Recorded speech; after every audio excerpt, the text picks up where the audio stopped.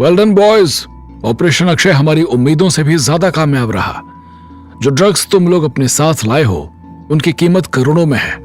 हमारे सीक्रेट सूत्रों से खबर आई है कि ड्रग्स का एक बड़ा ऑर्डर गायब होने से हलचल मच गई है।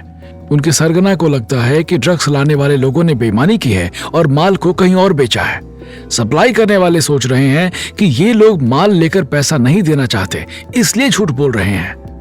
राघव के कंधे पर बड़ी सी पट्टी लगी थी और कंधे पर जोर ना पड़े इसलिए उसके बाजू को गले में डाली एक बेल्ट से सहारे दिया हुआ था। उनको देखते ही राघव ने दूसरे हाथ की मुट्ठी बनाकर अपने साथियों की तरफ बढ़ाई। चारों ने उसी तरह मुट्ठी बनाकर उसके हाथ से टकरा दी। कैसे हो राघव?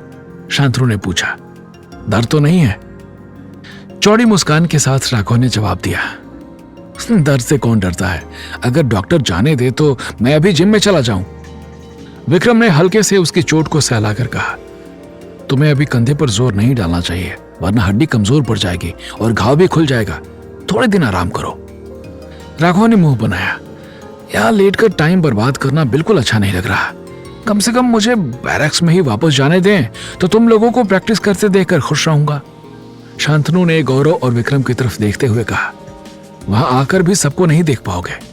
गौरव अपनी बहन की सगाई के लिए छुट्टी पर जा रहा है और विक्रम अपने माता पिता से मिलने। राघव की आंखें चमक उठी। छुट्टी? अरे वाह, तुम दोनों के मजे हैं। माँ के हाथ का खाना खाओगे, पापा के गले लगोगे, भाई बहनों के साथ मस्ती करोगे, और क्या क्या करने का इरादा है? कहीं शादी का प्लान तो नहीं है? गौरव ने हंसकर सिर हिलाया। अभी तो दीदी की शादी होगी, मेरा नंबर लगने में टाइम है। राघव ने विक्रम को देखा। तुमसे पहले कितने भाई बहन हैं? मैं अकेला हूं, विक्रम ने जवाब दिया।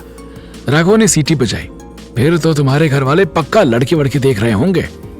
क्या पता वापस आओ तो तस्वीर लेकर आओ Mr and Mrs Vikram Chauhan की। विक्रम की आंखों के आगे फिर से करिश्मा का चेहरा आ गया और उसके गालों पर लाली बिखर गई। ऐसा कुछ नहीं होने वाला, मैं अभी शादी नहीं करूंगा। उसे शर्माते हुए देखकर राघव ने आंख मारी। लगता है तुमने हमारे लिए भाभी पसंद कर रखी है, जरा हम भी तो सुने कौन है वो।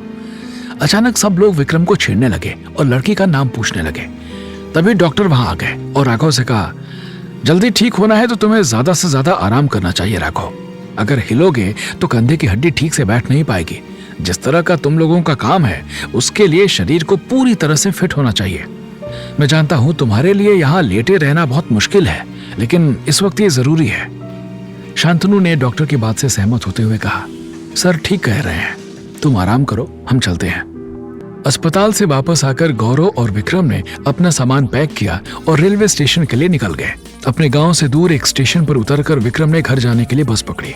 रास्ते में कुछ लोगों ने उसे देखकर खुशी जताई और कुछ बच्चों ने उसकी वर्दी देखकर तालियां बजाई, लेकिन विक्रम बिना रुके सीधा अपनी गली की तरफ मुड़ गया।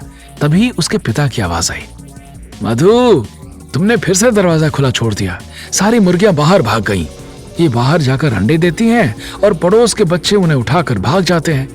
कितनी बार कहा है दरवाजा बंद रखा करो। अंदर से विक्रम की मां ने कहा, दो चार अंडे कोई ले भी गया तो क्या हो गया, हमारे पास पहले ही जरूरत से ज्यादा है। विक्रम होता तो और बात थी, मैं और आप इतने अंडों का क्या करेंगे। अपने माता पिता का वही पुराना अंदाज देखकर विक्रम के चेहरे पर मीठी मुस्कान तैर गई। धीरे धीरे चलकर वो मुर्गियों के पीछे दौड़ते हुए अपने पिता के पास आया। आहट सुनकर उनके पिता ने मुड़कर देखा। विक्रम पर नजर पड़ते ही उनका चेहरा खुशी से खिल उठा। विक्रम, मेरा बेटा। अंदर से मधु ने हंसते हुए कहा, हाँ हाँ हाँ, आपके बेटे विक्रम की ही बात कर रही हूं। और किस विक्रम को जानते हैं हम लोग। अपनी पत्नी की बात पर ध्यान न देते हुए विक्रम के पिता ने एक कदम पीछे लेकर सिर से पैर तक अपने बेटे को निहारा। इतने में मधु अपने पति से कोई जवाब ना पाकर बाहर आई। कहाँ चले गए आप? मुर्गियों से ज्यादा तो आपको ढूंढना पड़ता है। लेकिन बाहर आते ही विक्रम को देखकर उनकी आंखें खुशी और आश्चर्य से फैल गईं। अपने पिता से मिलने के बाद विक्रम मां की तरफ आया और उनके पैर छूकर आशीर्वाद दिया। मधु ने उसका चेहरा अपने हाथों में ले लिया और प्यार से उसका माथा चूमा। उनकी आंखों से लगातार आंसू बह रहे थे, लेकिन होठों पर गर्व भरी मुस्कान थी। माँ बाबा, मैं इतने दिनों बाद वापस आया हूँ और आप लोग मुझसे बात ही नहीं कर रहे हैं, चुपचाप बस मुझे देखे जा रहे हैं। माहौल को हल्का करने के लिए विक्रम ने शिकायत भरे स्वर में कहा। भरे गले से उसके पिता ने जवाब दिया, पहले तुझे जी भर के देख तो लें। आंखें तरस गई थी। उसकी मां ने आंसू पोंछते हुए कहा, मुझे तो यकीन ही नहीं हो रहा कि तू हमारे सामने खड़ा है। ऐसा लगता है मैं कोई सपना देख रही हूं। दोनों हाथ फैलाकर विक्रम ने कहा, सपना नहीं है मां, देखो आपका वही बेटा जिसे आप बचपन में रोज मारती थी आपके सामने खड़ा है। मधु हंस पड़ी। शरारत करता था इसलिए मारती थी। यहां विक्रम अपने परिवार के साथ खुशी के कुछ पल बिता रहा था।